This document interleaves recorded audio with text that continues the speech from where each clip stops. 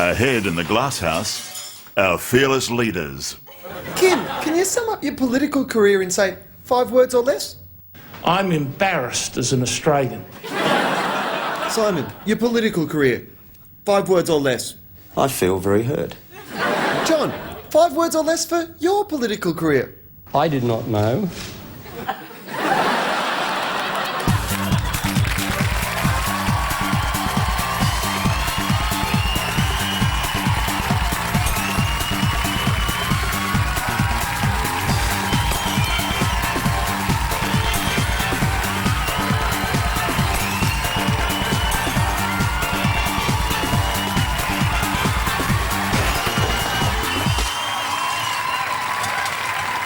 G'day folks, welcome to the Glasshouse, the program that asks the question, is Bill Clinton only in Australia because he heard our Prime Minister sucks?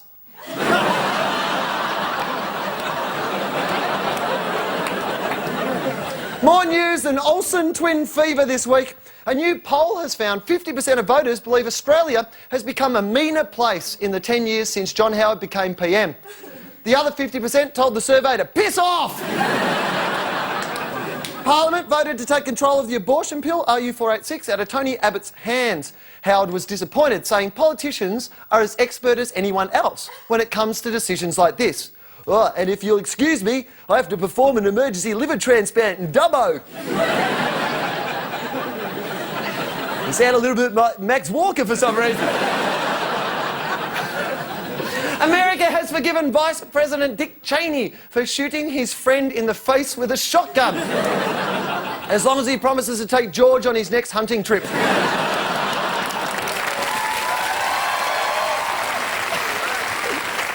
Pamela Anderson dropped in to sprig green M&Ms and ended up engrossed in conversation with Shane Warne at a party in Melbourne. He was teaching her about SMS. She was teaching him about home videos.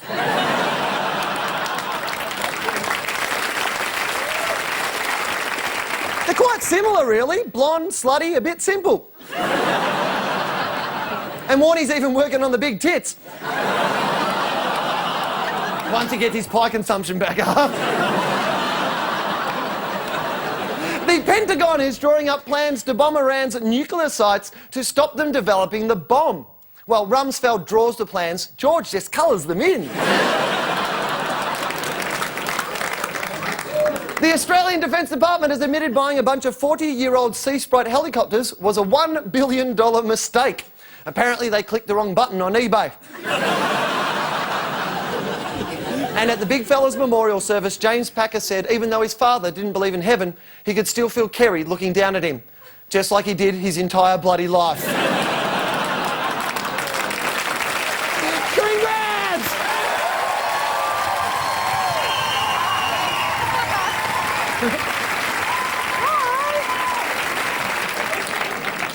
Grey Power News, old man Willa. According to a new study, only 31% of Australia's retirees will shuffle off with any savings left to pass on to the children. So kids, don't wait. Kill your parents now. Australian retirees spend all their money on pleasure. Their children are encouraging them to spend it on the pleasure of real estate and high return stocks, then take up skydiving, bullfighting and professional pensioner wrestling. But just to make sure there won't be any money left for their kids, some codgers are even developing expensive drug habits in their 70s and 80s. Oh, hey, mister, can you spare me 20 cents for an incontinence pad?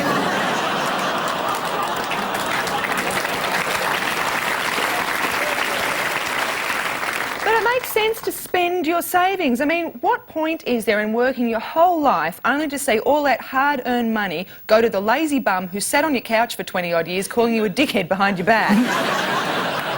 Then again, if I was a retiree, I wouldn't go around pissing off too many people who have a say about the life support machine.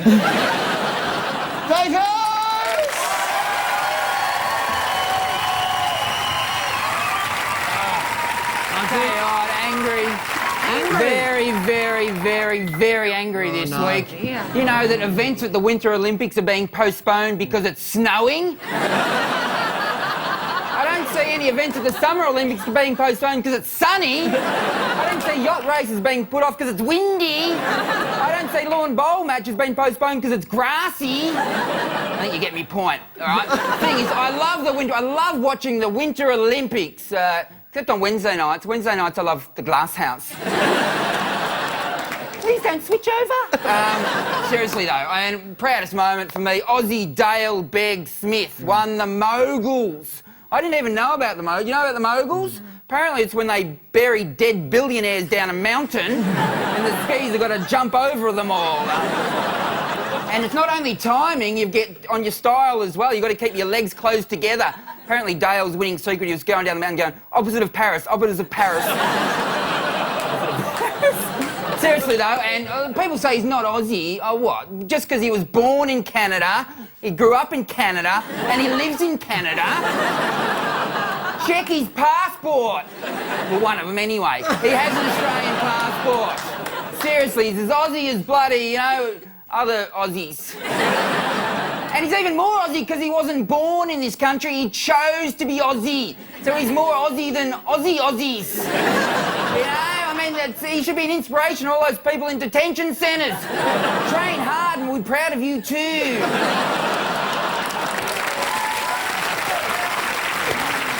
All right, let's get to it. Joining me, Corinne and Dave, to throw some stones in the Glasshouse tonight, one of the hottest stand-ups in the goddamn free world, now starring at the Sydney Comedy Store from the US, Orny Adams.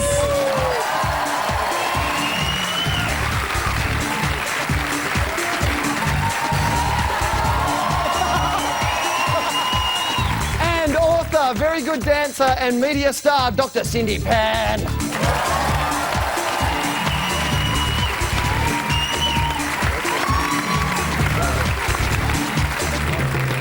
All right. Movers and shakers. First up, an Australian tourist in Texas has been forced to plead guilty to assault after touching a woman on the shoulder and asking her to stop talking on her mobile in a cinema. This story involves America's two favourite pastimes, the movies and suing someone. When a woman nearby wouldn't hang up, Pauline Clayton touched her on the shoulder. The woman then exploded, shouting expletives and storming out before going to the cops and claiming Pauline assaulted her. A Texan overreacting? What would W say? Gotta love America. Tapping a stranger on the shoulder can get you charged with assault, but you can get off scot-free for shooting a friend in the face.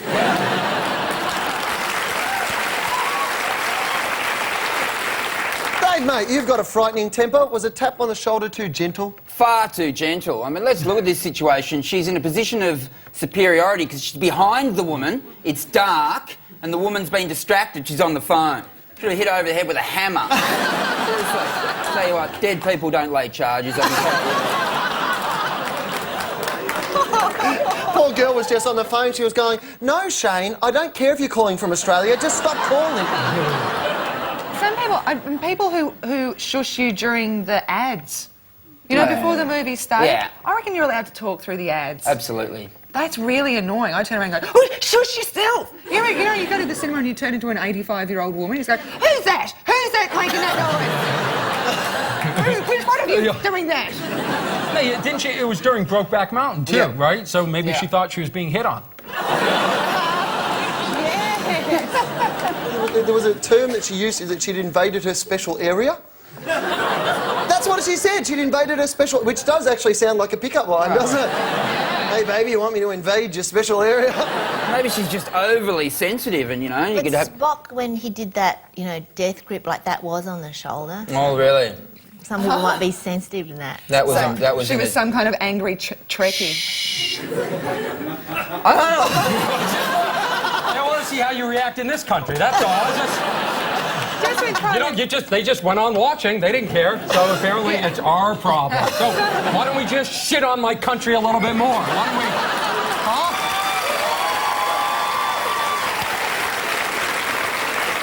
That is un-Australian, my friend. You're not the only country. There's a few problems with Brokeback Mountain in your country, wasn't there? Some of the country towns didn't want to play it. Right. Yes. I was at a country town called Albury recently, the other day. True story, going through the local paper, they had their premiere of Brokeback Mountain. They described the scene, they said it was all women who went and saw it, except for 2 men. True or false, Dave? True or false? You've been cast in the sequel, Brokeback Mountain? No, but I am a repressed country boy, so... With that, like, you know, because there is some states in America that were a bit sensitive. Have you found that with your stand-up? Because you would have toured across the country. Is there places where, you know, that your stand-up, you're not from round here, boy, sort of thing? A little bit. They're very religious in the middle of my country. In America, they want the kids to be abstinent. They don't want, so they try and scare them into marriage by telling them, like, even if you touch somebody's genitals, you can get pregnant. But, I mean, don't they get it? Abstinence leads to marriage, and marriage leads to abstinence. When are the kids supposed to screw? I mean... Dr. Cindy, you're our medical expert. Can you get pregnant just by touching someone's genitals? Well, there are stories where this woman got pregnant by being stabbed. Really? Yeah, she was caught by her boyfriend filleting another man. And, like, she got caught and then all the sperm went on her. And her boyfriend was so angry he stabbed her. Yeah. And then, like, 9 months later, she fronted up an emergency with terrible gut pains, and she delivered a baby. Right. And what had happened was, you know, when she got stabbed, like, the sperm got to enter her pelvic cavity and, like, made its way through the fallopian tubes and planted a baby. So, but the interesting thing about this case was this. Wow, that's like MacGyver meets Sex in the City. This woman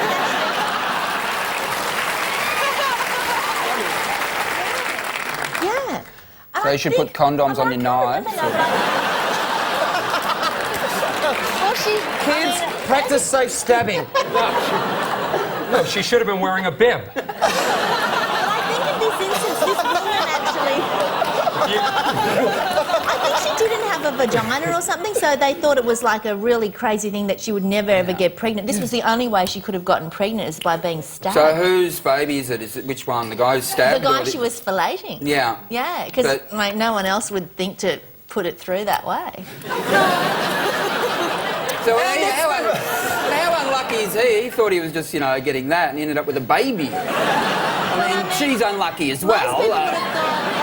But the baby got a chance for No, but life. she was lucky because she thought she was infertile. Oh, really? She thought she was infertile. Well, because there was that was the best day of her I life. can't remember this story really well, but like I think there was something whereby there was something unusual about her introitus. Yeah, she only get pregnant by being stabbed. Yeah, I read it a while ago, but it's a true story. Our next mover and shaker is the influential magazine Foreign Policy, which has found that Australians are more hostile than ever towards the United States. That's because... Stop there. That's because thanks to our increasing abortion rate, most of us are now Muslims. Only 29% of Australians have a mainly positive attitudes towards the US, while 60% are mainly negative. Furious Americans have responded by renaming Ozzy Osbourne Freedom Osborne. Only the French and Germans are less enthusiastic about the US than Australians. Oh, and the Iraqis. I don't know what their beef is. Happily, there is some good news for the US from the survey. America is more popular than Iran. And Bush is marginally more popular than Hitler, Castro and Jar Jar Binks. Orny, you love that Star-Spangled Banner. Are we too hard on the home of the brave? I don't know. You might have a case against us. You might. But here's the deal. We don't give a crap what you think of us.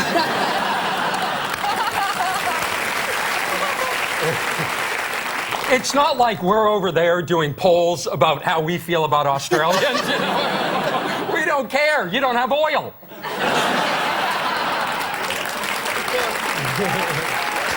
Maybe you're in denial about that. What do you mean? You said that so, like, so strongly, like maybe you're in denial. Yeah, we don't care. We don't care. Just keep your dollar down and your beaches clean. And we'll come visit. That's all we care about. Because you're like our little bitch. You're just...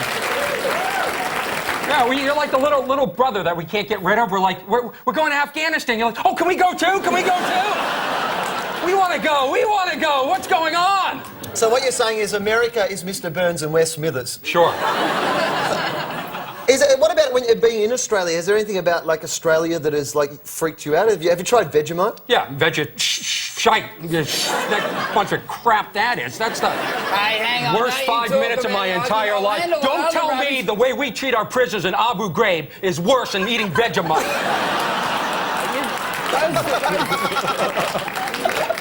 Those soldiers in that prison have got to realise just because the prisoners are smarter than them doesn't mean that they're not as good as them.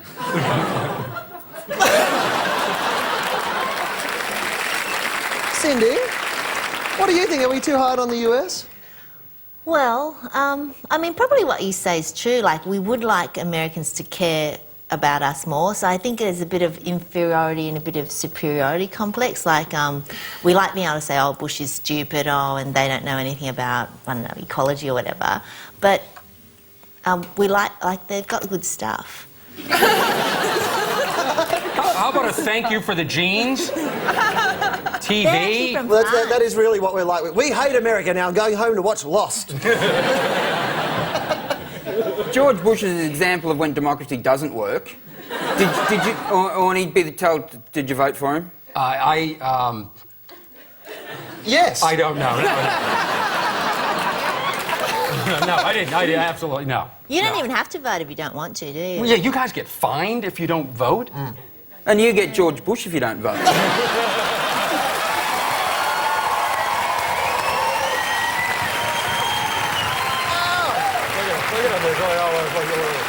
Our favourite movers and shakers this week are some of the world's top neuroscientists who found that married women under extreme stress who hold their husbands' hands feel immediate relief. When the female subjects were given mild electric shocks, they received significantly more relief from their husband's touch than from a stranger's, which makes sense, especially when the stranger in question is the one giving them the mild electric shocks. Of course, most married women under extreme stress don't reach for their husband's hand, they reach for his throat. Conversely, couples who hold each other's feet have unusually high stress levels, particularly if there's tinea or extra toes involved. Dr. Cindy, you're our healthcare professional tonight. How good is holding hands? Well, I mean, I think holding hands is good. I think a hug is really good. Like, I really like having a hug. Yeah. But, like, sometimes I think, like, I you know, you have to ask for a hug. And You like it more than your husband, don't you? Well, yeah, like, sometimes I have to ask for a hug and... Yeah. Like See, you, I mean, the thing is, apparently you're asked nicely, like, whereas I say, you never hug me, and like that doesn't.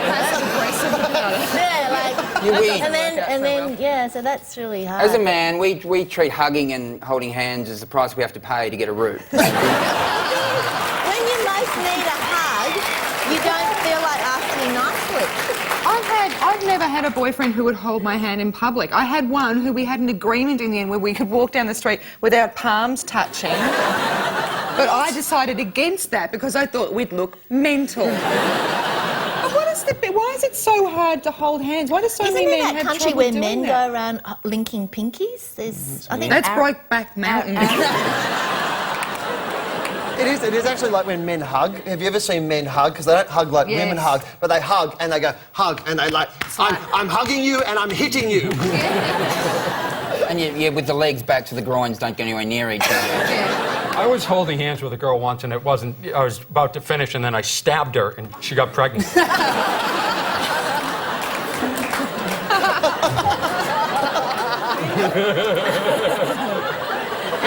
You know what? I hope someone started watching halfway through the show.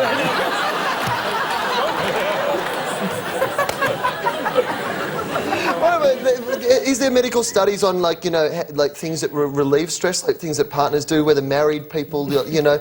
I had a doctor. Is this appropriate? Can I ask you a question? I was on to the doctor, and you know how, like, doctors, for some reason, no matter what you're, like, sick as a guy, they decide to hold your balls and make you cough. I don't really understand why, but they always just go, oh well, better, my leg hurts, or better check your balls. And I swear this is true. A doctor had my men in his... Hold on a second. Yeah, let's bring them in together. Okay. No, fair enough. The doctor had my... The doctor and his assistant had my balls, right? The thing was that started making conversation with me and he was just like, hey, I heard you went on a date with Nicole Kidman. You're holding my balls! And if he doesn't start talking, it's even weirder because then there's silence and you're like, what's he thinking? I think... You don't want him to be thinking, oh, they're nice balls. Rather than talking about something else. How sad is it that the doctor got further than Nicole Kidman? Good point. I had a dentist that I used to go to who, when I got... I don't have balls, okay?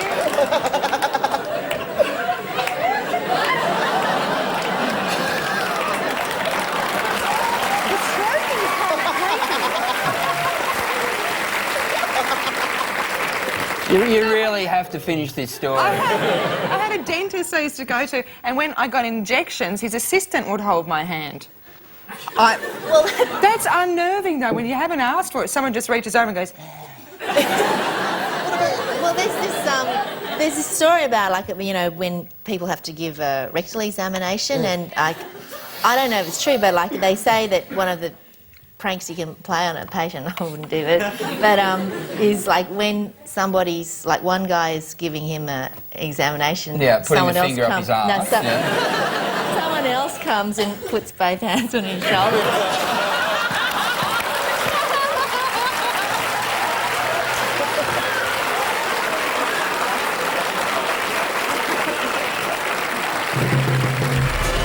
Later in the Glasshouse, the Liberal Party reveals John Howard could step down any day now. Well, they've been saying that for 85 years. Things go wrong when a visiting rock star orders a hooker and a night's supply of ecstasy.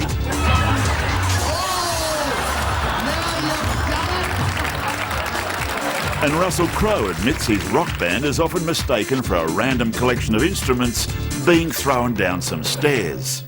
That's how bad a shape we're in.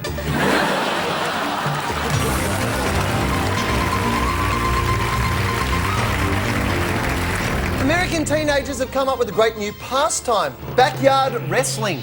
Nearly every weekend they get together to demolish furniture and bash each other senseless with chairs and fluoro tubes. Add some wacky sound effects and that wins Funniest Home Videos for sure. Well, you know what? If that was my kid and I saw that, I'd be even happy if they were taking the fluoro tubes, putting them in their closet and growing hydroponic dope. Even that's a better option. Well, you're going to be a cool mum. She can't even get a guy to hold her hand, and now she has kids? She might get stabbed. Fingers crossed.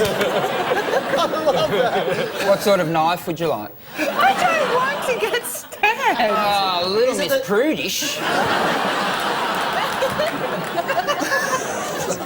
In Sydney, police are trialling 50,000-volt stun guns for use on rioters and criminals. Most of the TV news bulletins had footage of the guns in action, but there was one shot I didn't quite understand. See if you can spot it.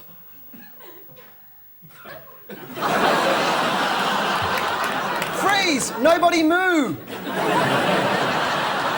I'm thinking the clip of the cow wasn't really a stun gun clip, is what I'm thinking, right? Yeah. The cow... Well, I don't know. Was that's a little goof. I don't know. Was that in one news break? That was in the one news break. They showed all those things, and at the end there was like the cow. Yeah, like the cow was just in the wrong place. Well, cows commit crime.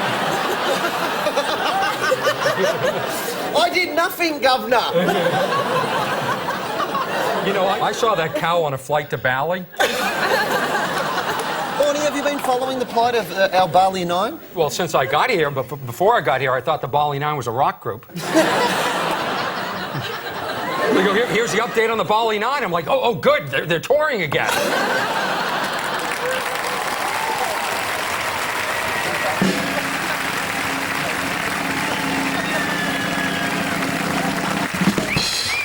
Yes, it's time to award the coveted Glasshouse trophy, which this week is called...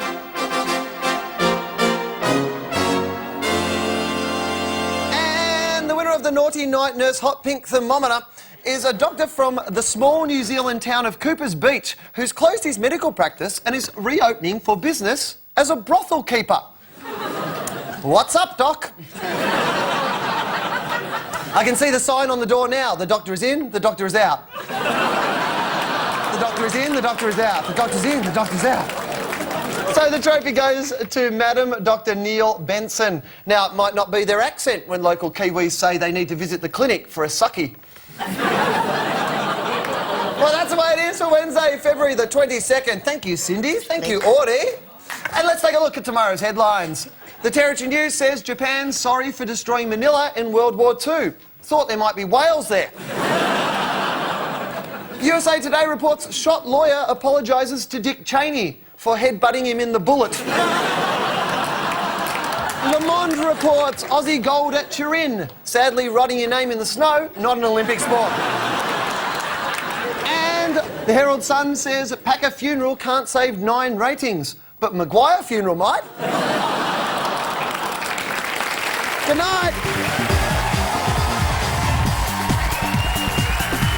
You can find the Glasshouse book at ABC shops and centres.